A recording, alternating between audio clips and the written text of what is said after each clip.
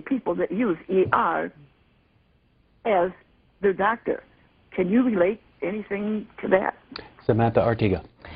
So the first point I would raise rules, I call up House Resolution 537 and ask for its immediate consideration. Clerk will report the resolution. House Calendar Number 109, House Resolution 537, resolved that at any time after the adoption of this resolution, the Speaker may, pursuant to Clause 2B of Rule 18, declare the House resolved into the Committee of the Whole House on the State of the Union for consideration of the bill H.R. 1734 to decrease the deficit by realigning, consolidating, selling, disposing, and improving the efficiency of federal buildings and other civilian real property and for other purposes. The first reading of the bill shall be dispensed with. All points of order against consideration of the bill are waived. General debate shall be confined to the bill and shall not exceed 1 hour, equally divided and controlled by the Chair and Ranking Minority Member of the Committee on Transportation and Infrastructure. After general debate, the bill shall be considered for amendment under the 5-minute rule. In lieu of the amendment in the nature of a substitute recommended by the Committee on Transportation and Infrastructure now printed in the bill, an amendment in the nature of a substitute consisting of the text of the Rules Committee print 112-11 shall be considered as adopted in the House and in the Committee of the Whole. The bill as amended shall be considered as the original bill for the purpose of further amendment under the 5-minute rule and shall be considered as read. All points of order against provisions in the bill as amended are waived. No further amendment to the bill as amended shall be in order except those printed in the report of the Committee on Rules accompanying this resolution. Each such further amendment may be offered only in the order printed in the report, may be offered only by a member designated in the report, shall be considered as read, shall be debatable for the time specified in the report, equally divided and controlled by the proponent and an opponent, shall not be subject to amendment, and shall not be subject to a demand for division of the question in the House or in the Committee of the Whole. All points of order against such further amendments are waived. At the conclusion of consideration of the bill for amendment, the committee shall rise and report the bill as amended to the House, with such further amendments as may have been adopted. The previous question shall be considered as ordered on the bill as amended, and any further amendment thereto to final passage without intervening motion, except one motion to recommit with or without instructions. Gentleman from Florida is recognized for 1 hour. For the purpose of debate only, I yield the customary 30 minutes to my colleague from Colorado, Mr. Polis, pending which I yield myself such time as I may consume. During consideration of this resolution, all time yield is for purpose of debate only. Mr. Speaker, I ask unanimous consent that all members have 5 legislative days to revise and extend their remarks. Without objection. Mr. Speaker, I rise today in support of this rule in the underlying bill. House Resolution 537 provides for a structured rule for consideration of H.R. 1734, the Civilian Property Realignment Act. The rule makes 6 amendments in order. One of these, 5 are Democrat-sponsored amendments and 1 Republican-sponsored amendment. The only amendments not made in order were either because of a lack of germanity and or they were duplicative in nature of the subject of other amendments. H.R. 1734 has come to the floor under regular order. The applicable subcommittee held 2 hearings on the subject, and there were 6 other hearings on federal property consolidation. The subcommittee held a markup and subsequently passed the bill by voice vote. The full committee also held a markup during which several amendments were considered before the bill was reported out of the committee. Further, H.R. 1734 enjoys bipartisan list of co-sponsors. The Civilian Property Realignment Act enjoys bipartisan support because it tackles an inherently bipartisan issue, making government work more efficiently in order to better safeguard taxpayer dollars. The federal executive branch agencies hold an extensive amount of property, real property portfolio. It includes 429,000 buildings and over 1 million total properties. In fact, the federal government is the largest owner and manager of real estate in our country. The Office of Management and Budget in 2007 estimated the federal government is holding $18 billion in real property that it does not need. If we sold all excess federal properties, resulting in proceeds that could approach $15 billion on top of the annual savings reaped from reducing maintenance and operating costs. These properties have been accumulated by agencies over time, and in many cases these agencies' missions have evolved over that period. As missions change, so agencies' needs also change. As a result, many properties that were once crucial have become less useful or in some cases unneeded altogether. According to the Congressional Research Service, in fiscal year 2009, the most recent data available, the government held 10,327 unneeded buildings and spent $134 million annually to maintain them. According to the Office of Management and Budget, testimony delivered before Congress, the federal government also has approximately 55,000 properties classified as underutilized. It costs taxpayers nearly $1.7 billion annually to operate underutilized federal buildings, according to the Government Accountability Office. H.R. 1734 would establish an independent commission to make recommendations to Congress to better manage the inventory of federal civilian real property. The commission, consisting of 8 members appointed by the President, would report annually on their findings. Under the bill, within 6 months of enactment, the commission would identify and recommend to the President and Congress the sale of at least 5 high-valued federal properties with an estimated fair market value of at least $500 million. Both the President and Congress would have the opportunity to approve or disapprove of these recommendations. The President could transmit recommendations from the Commission with or without his approval to Congress, where an up or down vote would take place under the expedited procedure. H.R. 1734 is modeled after the base realignment and closure BRAC process, which would require an examination of federal civilian real properties across government, used and unused, and make decisions based on the best return to the taxpayer. Military installations, properties deemed essential for reasons of national security, and national parks are not subject to the Commission's jurisdiction. The cost of savings initiative would achieve a reduction in size of federal government real property inventory by selling or redeveloping unutilized properties, increasing the utilization rates of existing properties, and expediting the disposal of surplus properties. Given the vast real estate holdings of the federal government, poor asset management and missed market opportunities cost the taxpayers significant sums of money. The Government Accountability Office has placed the real property management on its list of high-risk governmental activities, citing excess and underutilization of real property. Deteriorating and aging facilities, unreliable data, and reliance on costly leasing.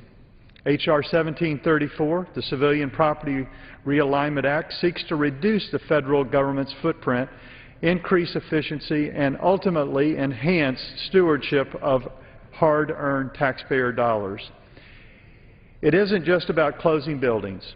It's about looking at the taxpayers' assets and deciding whether or not we are being efficiently utilized. Given the realities of the current economy, this is the same type of belt-tightening taking place all over our nation right now. It's time for our government to start leading by example.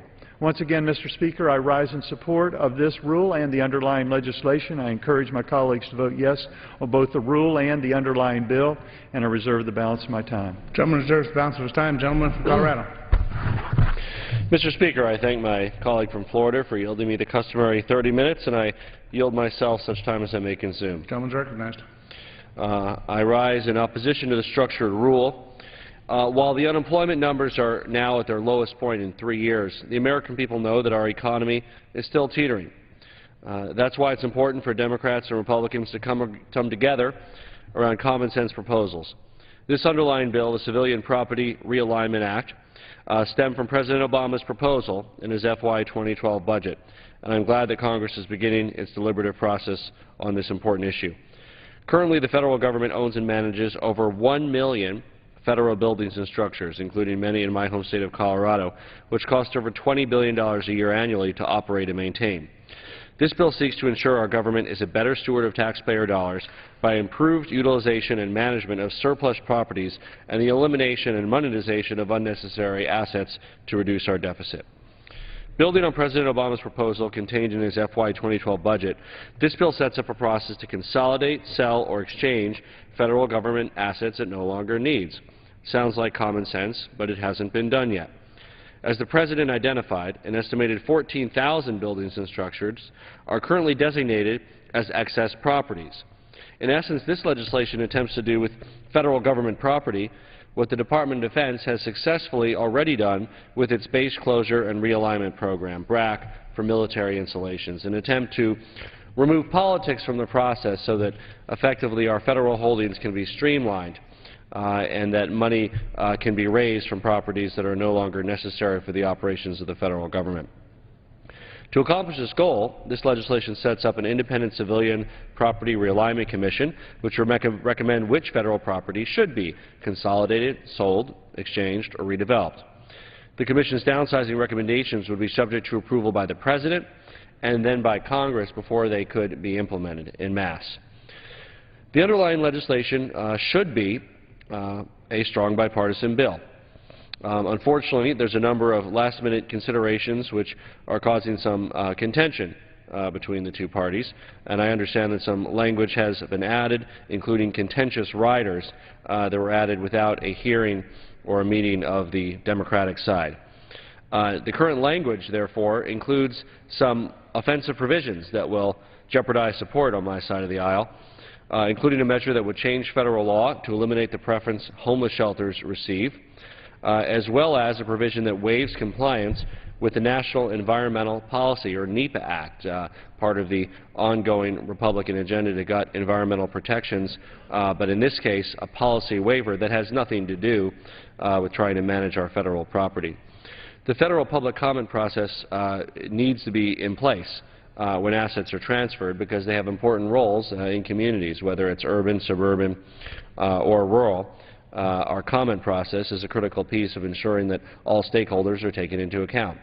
If there's a flaw with the NEPA comment process or NEPA, fix it elsewhere, but not in the context of a bill that's supposed to streamline federal government holdings and allow us to sell off excess property. Another problem with this bill is that the new programs funded under this bill are not funded. The nonpartisan Congressional Budget Office estimates that this bill would cost $68 million over the next 5 years. Now, some on the other side might argue that $68 million isn't much money, but as a matter of principle, it should have an offset. This violates the cut-go protocols and is an example of the majority spending money without saying where it's going to come from. So to be clear, this bill in its current form would increase our deficit by $68 million. I think it would be relatively easy in a bipartisan manner to figure out where we can find $68 million elsewhere in the budget to offset this so it doesn't go directly to the deficit. In addition, the rule before us restricts the number of amendments to be considered and limits debate. During the Rules Committee meeting last week, Democrats asked for an open rule so that all members could offer amendments. A majority in that committee rejected an open process in favor of this restrictive rule. The ranking member of the House Oversight Committee, Representative Cummings, offered an amendment to ensure provisions of the Homeless Assistance Act would continue to apply. This was a germane amendment that would be allowed on the floor if this were an open rule, and yet it is blocked by this restrictive process. That's one example of an amendment that was actually brought to Rules Committee and dismissed by the majority. But what if this debate inspires a member to offer other practical, common-sense amendments, including offset ideas, to ensure that this doesn't increase our deficit? Under this process before us, that member's amendment will not be allowed, no matter how good or how bipartisan or how universal support is for that amendment. Therefore, I urge a no vote on the rule, and I reserve the balance of my time. The gentleman reserves the balance of his time. Gentleman from Florida. Thank you, Mr. Speaker. I yield 2 minutes of my time to the gentleman from California, Mr. Denham. The gentleman from California is recognized for 2 minutes. Thank you, Mr. Speaker. I rise in support of this H.R. 1734. This has been a bipartisan bill all the way through, something we've worked on for well over a year now, including having the President, OMB, and the administration working directly with us on this bill. It is something that is important for the American taxpayer. We have enough partisan divide here to be able to find something that cuts waste, something that brings in revenue without raising taxes, and just a more efficient way of doing business is something that both Republicans and Democrats should agree on. But certainly you know, politics enters into many different situations. As of Friday, we had a bipartisan agreement. I was willing to accept all of the various amendments, including the amendment to NEPA, including the homeless amendment. We've accepted the amendments on several different occasions. First, it was a $2 million exemption for homeless to be able to grab a $2 million piece of property. Then it was renegotiated to $3 million, and then $5 million. Why the homeless would need a $5 million piece of property is beyond me. But in the sense of bipartisanship, we were willing to agree to that. So that amendment is still on the floor today. We still accept that amendment. We stand by our word. But the other side has decided to interject politics into this, and we will see how that works out in the future. But the last issue I wanted to just touch on was clarifying an important point about the savings of this bill. This will generate significant savings, but I just wanted to touch on how CBO scores those savings. First, the bill authorizes $20 million for the commission itself, just to set up a commission, and $62 million to fund relocation or cleanup costs that may be needed if one of these properties actually has some occupants in them. This $82 million is subject to appropriations and requires Congress to approve a future appropriation. Second, within the first 180 days, the bill requires the Commission to recommend at least 5 properties worth a minimum of $500 million for sale. When CBO scored this provision in the reported version of the bill, CBO said it would save at least $160 million in the first 5 years. This requirement to sell at least $500 million in property is still in the bill. However, since the bill was modified to require the approval of Congress before they can be... 30 seconds. Since the bill was modified to require the approval of Congress before they can be implemented, CBO now says the savings will be scored on the future approval resolution and not in this bill before us today. The savings that will be generated by this commission still exist. This will be scored at a later date. Only in Washington, D.C. can you get rid of properties, get rid of the cost of maintaining these properties, have billions of dollars in revenue, actually create jobs in the redevelopment and sale of the properties, and still are able to argue against the savings. I yield back. Gentleman yields back the balance of his time. Gentleman from Colorado. I'd inquire if the gentleman from Florida has any remaining speakers. Mr. Speaker, we have no other presenters. We're ready to close. I'm prepared to close. I'll yield myself the balance of my time. Gentleman's recognized.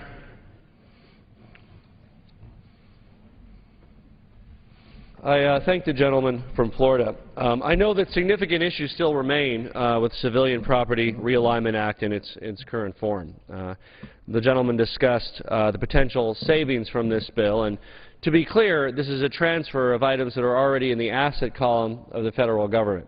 It's not the creation of new value or new money out of nothing. It simply turns assets into cash. We need cash. We have a large deficit to cover and makes sense to sell excess properties. But this money doesn't come from nowhere. Once those properties are sold, those will no longer be on the ledgers of the federal government. Now, it does save significant operating capital and maintenance of these unnecessary properties. But again, I think common sense would indicate that if the Commission cost $20 million to set up with the various people involved with this process, we should specify where that money is coming from in the bill. And I think that there would be a way to do that on a bipartisan basis. Given all the concerns that remain with this bill regarding how it's paid for, the homeless situation, and the NEPA, the Environmental Review Protections, we should be engaging in an open process, not one that limits and shuts down debate. The American people are frustrated that this Congress refuses to consider bipartisan-supported, balanced bills that would stimulate job growth in our country and restore fiscal responsibility. We can only reignite the American dream and reinvigorate our economy by strengthening the middle class and encouraging innovation. President Obama has introduced a package to spur small business growth and startups, which includes many of the proposals previously offered by members on both sides of the aisle with bipartisan support. And yet, to the dismay of many on my side of the aisle, this Congress has yet to consider these measures that will strengthen the middle class and help small businesses grow. I do applaud the majority for beginning to take up the process that President Obama has put forth in his fiscal year 2012 budget of selling off excess federal property.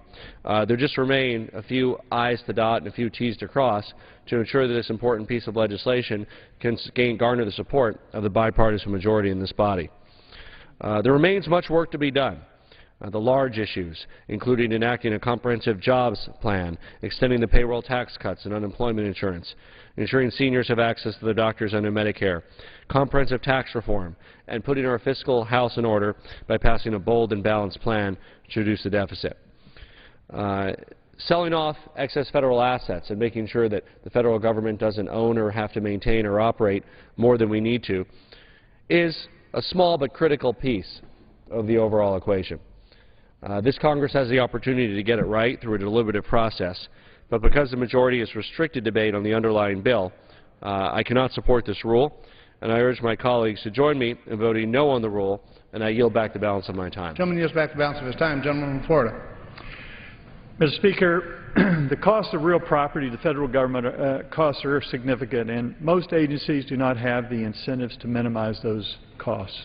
Properties sit vacant and woefully underutilized, not only costing taxpayers billions of dollars, but often are eyesores in the local communities and steal property away from the ad valorem revenues of local communities. Even so, despite the current budget climate, many agencies continue to seek more space than is necessary, reducing efficiency and increasing cost. Better management of federal property presents an opportunity to reduce expenditures and increase revenues. H.R. 1734 is a bipartisan measure. It seeks to address a problem that has become a hallmark of our bloated, inefficient federal bureaucracy. H.R. 1734 is intended to bring an independent process outside the bureaucratic red tape to the management of real property owned by the federal government. It will reduce waste, increase efficiency of the federal government, and produce significant savings for the taxpayer. With deficits over $1 trillion in the federal government, we simply can't afford to sit on money-losing properties and empty federal buildings any longer. I ask my colleagues to join me in voting in favor of the rule and passage of the underlying bill. I yield back the balance of my time, and I move the previous question on the resolution. Objection. The previous question is ordered. The question is on adoption of the resolution. All those in favor say aye. Those opposed, no. In the opinion of the Chair, the ayes have it. Gentleman from Colorado. I ask for the yeas and the nays. Those favoring a vote by the yeas and nays will rise. Sufficient number having arisen, the yeas and nays are ordered pursuant to Clause 8 of Rule 20. Further proceedings on this question will be postponed. Pursuant to Clause 12A of Rule 1, the Chair declares the House in recess until approximately 6:30 p.m. today.